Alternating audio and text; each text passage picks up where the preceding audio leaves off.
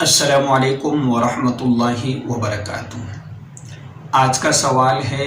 عید اور بقرہ عید کی نماز کے تعلق سے۔ سوال یہ ہے کہ اگر کسی شخص کی امام کے پیچھے رکعت چھوٹ جائے یا تکبیرات چھوٹ جائیں تو کیا حکم ہے، کیا کرے گا؟ تو دو مسئلے ہو گئے۔ ایک تو یہ ہے کہ کسی شخص کی امام کے پیچھے ایک رکعت چھوٹ گئی، اور دوسرا سوال یہ ہے کہ رکعت تو نہیں چھوٹی لیکن پہلی رکعت کی تکبیرات نکل گئی اور یہ امام کی قرات شروع کرنے کے بعد جماعت میں شریک ہوا۔ تو ہم ان دونوں مسئلوں کو سمجھنے کی کوشش کریں گے انشاءاللہ۔ آپ سے درخواست کروں گا کہ آپ چینل کو سبسکرائب بھی کر دیں اور اس کو آگے شیئر بھی کریں تاکہ لوگوں تک یہ مسئلہ پہنچ جائے۔ تو پہلا مسئلہ کہ اگر کسی شخص کی امام کے پیچھے تکبیرات چھوٹ جائے،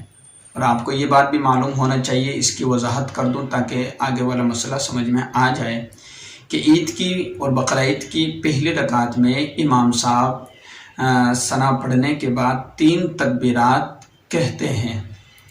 اور دوسری رکعت میں بھی 3 تکبیرات جو زائد ہوتی ہے رکوع سے پہلے کہتے ہیں۔ یہ آپ کو اچھی طرح سے معلوم ہونا چاہیے۔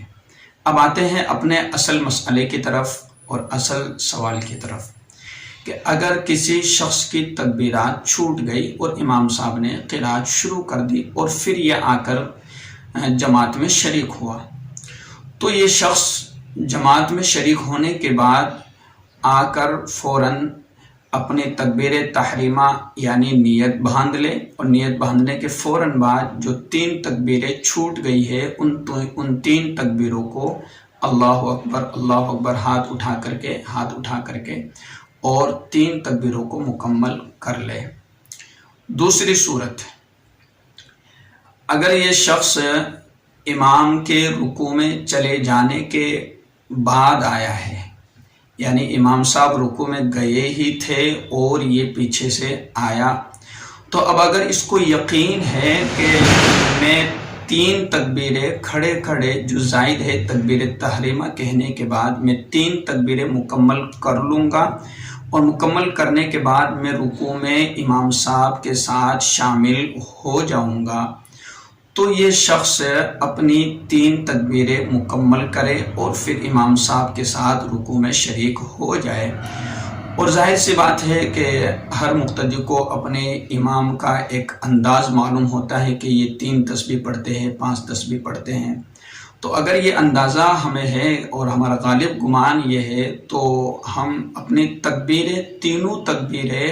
رکوع سے میں جانے سے پہلے ہم پڑھ لیں گے، کر لیں گے، اور پھر امام صاحب کے ساتھ شریک ہو جائیں گے رکوع میں۔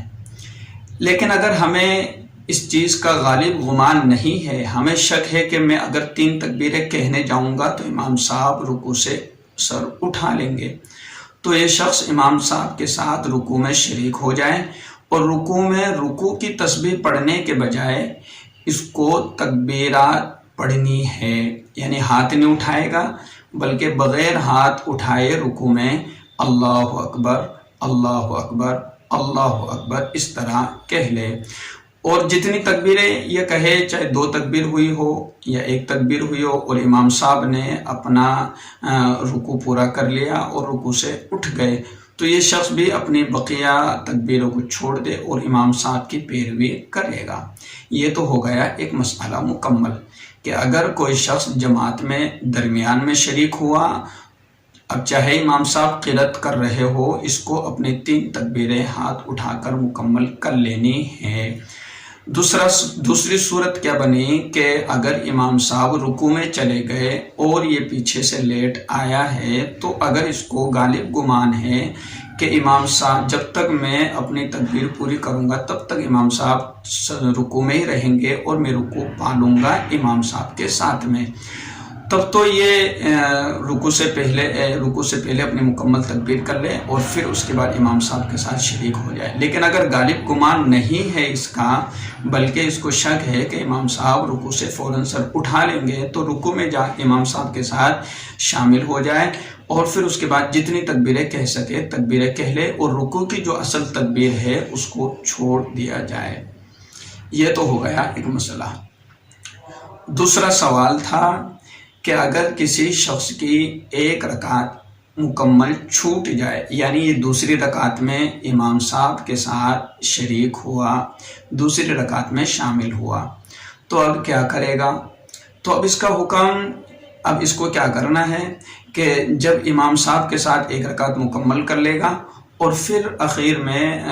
امام صاحب سلام پھیر دیں گے، سلام پھیرنے کے بعد یہ شخص اپنے رکعت جب مکمل کرنے کے لیے کھڑا ہوگا تو سب سے پہلے ترتیب یہ رہے گی کہ ثنا پڑھے گا، ثنا پڑھنے کے بعد اعوذ باللہ اور بسم اللہ پڑھے گا، پھر اس کے بعد سورہ فاتحہ پڑھے گا، اور سورہ فاتحہ پڑھنے کے بعد کوئی سورت ملا لے گا۔ ٹھیک ہے، یہ ترتیب سمجھ میں آ گئی۔ سب سے پہلے ثنا پڑھنا ہے، یہ اس شخص کے لیے کہ جس کی عید کی نماز کی پہلی رکعت چھوٹ گئی ہو تو وہ اپنی اس رکعت کو کیسے پوری کرے گا؟ تو اپنے رکعت کو جب مکمل کرنے کے لیے کھڑا ہوگا تو پہلے ثنا پڑھے، پھر اس کے بعد اعوذ باللہ، پھر بسم اللہ پڑھے، اور اس کے بعد سورہ فاتحہ پڑھے۔ سورہ فاتحہ پڑھنے کے بعد کوئی سورت ملائے، سورت ملانے کے بعد ہماری جو تکبیریں چھوٹ چکی تھی ان تکبیروں کو اب یہاں پر کہنا ہے کہ 3 تکبیریں زائد کہے گا کہ اللہ اکبر ہاتھ اٹھا کر، پھر اللہ اکبر ہاتھ اٹھا کر، پھر تیسری مرتبہ بھی اللہ اکبر ہاتھ اٹھا کر، پھر چوتھی تکبیر میں اپنا رکوع کرے اور پھر اپنی نماز مکمل کر لے۔ یہ ترتیب ہے اور اسی ترتیب کو فقہا نے نقل کیا ہے۔ امید کروں گا کہ آپ کو یہ مسئلہ ضرور سمجھ میں آ گیا ہوگا۔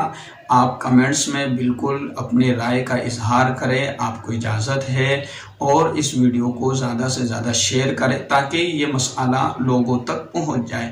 عام لوگوں کو، عوام کو یہ مسئلہ معلوم نہیں ہوتا۔ السلام علیکم ورحمۃ اللہ وبرکاتہ۔